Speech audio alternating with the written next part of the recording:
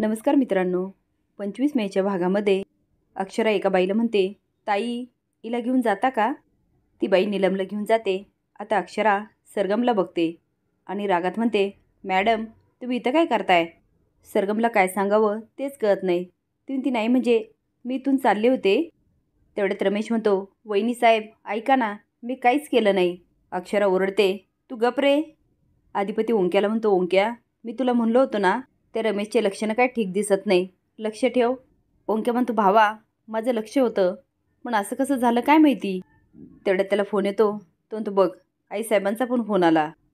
म्हणून म्हणते, अधिपती हे काय चाललं फॅक्टरीत? तो म्हणतो, आईसाहेब मी तिकडंच चाललो, बघतो आ. मुनेश्वरी म्हणते, त्या रमेशची एवढी हिंमत, एका बाईवर हात टाकतो. अधिपती म्हणतो, त्याला सोडतच नाही आता. मुनेश्वरी म्हणते, सोडूच नका. तो म्हणतो, आईसाहेब जातो बरं का तिकडं. मुनेश्वरी म्हणते, हां हां आम्ही पण येतोय तिकडं. रमेश अक्षराच्या गायवाया करत असतो. तेवढ्यात एक बाई म्हणते, सरकार आलेत. अधिपती म्हणतो, काय झालं? एक बाई म्हणते, सरकार याची नजर लय वाईट आहे, याने आपल्या बहिणीवर हात टाकला. अधिपती म्हणतो, नीलमताई कुठे? तेवढ्यात नीलम येते. तो म्हणतो, काय झालं? ती म्हणते, सरकार हा लई दिवसाचा त्रास देतोय मला, आणि आज तर त्याने कहरच केला. रमेश म्हणतो, सरकार मी काहीच नाही केलं, हीच म्हणत होती आपण फ्रेंडशिप करूया. अधिपती त्याच्याकडे जातो आणि त्याला पकडत म्हणतो, फ्रेंडशिप काय? तो आता रमेशला दणादण मारत असतो आणि म्हणतो, तू मुकादम आहे ना, तुला मी सांगितलं होतं ना महिलांसोबत नीट वागायचं, आणि ओंक्याने पण सांगितलं होतं, ह्या महिलांची सेफ्टी आपल्यासाठी किती महत्त्वाची आहे हे माहीत होतं ना तुला. रमेश खाली पडतो. अधिपती त्याला लाथाबुक्क्याने मारत असतो आणि म्हणतो, कुंपणाने शेत खाल्लं तर या बायकांनी कुणाकडे बघायचं?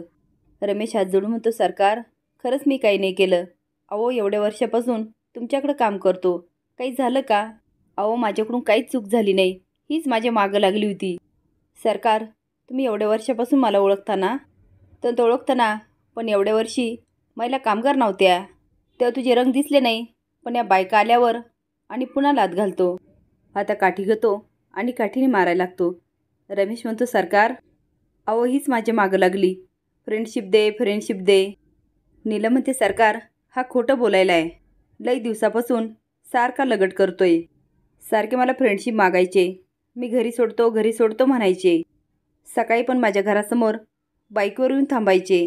आता रमेशने जेवढा तिला त्रास दिला ती सगळ्या अधिपतीला सांगते आणि म्हणते, मी कशाबाई खोटं बोलल? तर म्हणतो, ताई तुम्ही शांत व्हा, तुम्हाला साक्ष द्यायची काही गरज नाही, मास्तरीबाईने स्वतःच्या डोळ्याने बघितलंय. नीलम पुन्हा सांगायला लागते. अधिपती म्हणतो, तुम्हाला विचारलं होतं ना काही गडबड आहे का, पण तुम्ही नाही बोलल्या. नीलम म्हणते, सरकार माझ्या तोंडावर आलं होतं, पण यांनी मला धमकी दिली होती, जर तू बाहेर कुणाला सांगितलं तर तुझ्या घरच्यांना सगळ्यांना संपून टाकील, तुझ्या घरच्यांची वाट लावील, आणि माझ्या गळ्याला चाकू पण लावला होता. आता अधिपती त्याला उभा करतो आणि सारखं त्याच्या तोंडात मारत असतो आणि म्हणतो, कबूल कर, लाज आहे का तुला, कबूल कर. आता तो रमेशला ढकलतो आणि रमेश जाऊन भुवनेश्वरीच्या पायावर पडतो. उठून बोलणार तेवढ्यात भुवनेश्वरी त्याच्या एक कानाखाली देते आणि म्हणते, आम्ही तुला नोकरीवर ठेवला होता आणि आज आम्हीच तुला नोकरीवरून काढून टाकतो. रमेश म्हणतो, अहो असं नका करू, माझी गरीबाई माझ्याच भरोश्यावर असते, माझी नोकरी गेली तर आम्ही खाणार काय? मी काहीच केलं नाही. भुवनेश्वरी म्हणते, खोटं बोलू नकोस, आम्हासनी सगळं कळलं आहे, आणि तुला माहीत नाही इथं पोरीबाळीवर नजर टाकणाऱ्यांची गय होत नाही. तुझ्या जागी आमचं पोरगं असतं ना तरी आम्ही तेच केलं असतं. तू जे पाप केलं ना त्याला माफी नाही. रमेश बोलत असतो.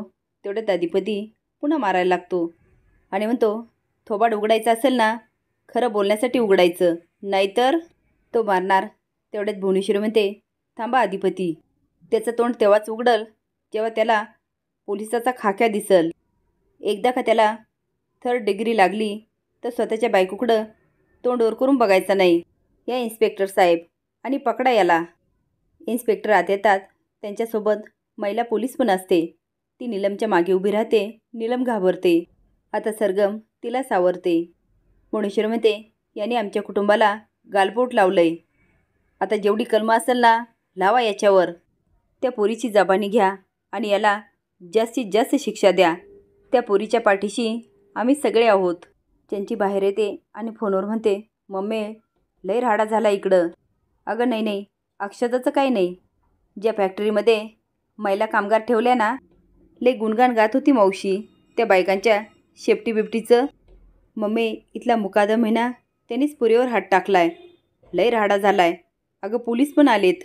ए मम्मी मम्मी, माझं काय हातबीत नाही. बरं चल मी ठेवते. इन्स्पेक्टर म्हणतात, तक्रार कोण दाखल करणार? अधिपती म्हणतो, मी करतो. भुवनेश्वरी म्हणते, मी पण करते.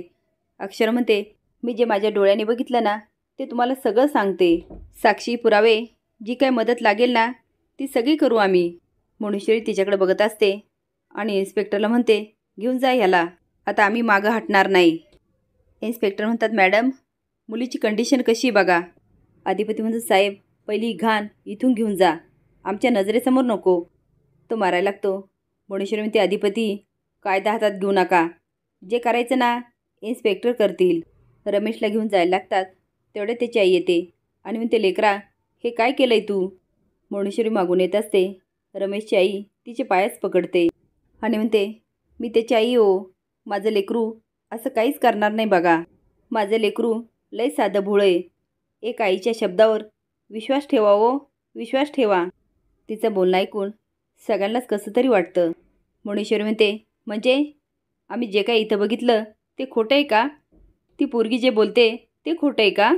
आणि असल्या सापाला पहिल्यांदा फणा काढला ना, तेव्हाच ठेचला पाहिजे. ती भुवनेश्वरीच्या खूप गायवाय करते. नंतर नीलमकडे जाते आणि म्हणते, पोरी मी तुझ्या पाया पडते ग, तूच वाचव माझ्या पोराला. माझा तो म्हातारपणाचा आधार आहे ग, तू त्याला नाही वाचवलं ना, मी एकटी पडल ग. आता ती खूप गायवाय करते. नीलम म्हणते, मला नाही करायची तक्रार. आता सगळे शॉकून बघायला लागतात. अक्षरा म्हणते, नीलम अगं काय बोलतेस, तू घाबरली आहेस का? अगं आम्ही सगळे आहोत तुझ्या पाठीशी. नीलम म्हणते, नाही ताई, मला नाही करायची तक्रार. अधिपती म्हणतो, ताई हे बघा तुमच्यावर अन्याय झाला आहे, त्याला शिक्षा नाही द्यायची का? नीलम म्हणते, तक्रार केली ना कोर्ट कचऱ्या होणार आणि त्यांची बदनामी नाही होणार, त्यामध्ये माझीच होणार. भुवनेश्वरी म्हणते, बदनामी कशी होणार? ए पुरी, सत्य नाही येणार का समोर? ती म्हणते, अहो सत्य समोर येण्यासाठी कोर्ट कचऱ्या होणार आणि माझ्या घरच्यांना हे नाही झेपणार हो. आणि त्यात माझं लग्न ठरलं, त्या माणसांना कळालं ना तर माझंच लग्न मोडेल. अक्षरा म्हणते, नीलम असं काय करते तू? भुवनेश्वरी म्हणते, अगं तुला तुझ्या लग्नाची काळजी वाटते का? आम्ही लग्न लावून देऊ आणि ते पण एकदम चांगल्या ठिकाणी. पोरी अशी चूक करू नको, याला असा सोडला ना तर तुझी बदनामी होईल. नीलम म्हणते, नको सरकार. आता अधिपती समजावतो आणि अक्षरा पण नीलम हात जोडून म्हणते, नको आम्हाला नाही झेपणार. आता कुणाला काय करावं हेच कळत नाही. पण रमेश मात्र लाजीरवाणीपणे नीलमकडे बघत असतो आणि चंची दारातून डुकून बघत असते. असेच नवीन अपडेट जाण्यासाठी लाईक आणि सबस्क्राईब करा. धन्यवाद.